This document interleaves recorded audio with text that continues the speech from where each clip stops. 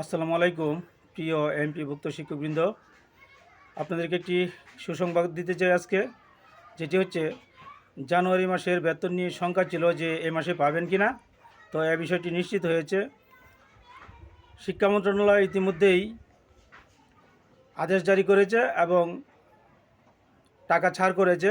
আপনারা আগামীকাল অর্থাৎ বৃহস্পতিবারের মধ্যেই আপনাদের ব্যাংকে টাকা ঢুকবে। 3,50,000 শিক্ষক কর্মচারীর বেতন কিন্তু জানুয়ারি মাসের বেতন ইতিমধ্যেই ছাড় করা হয়েছে।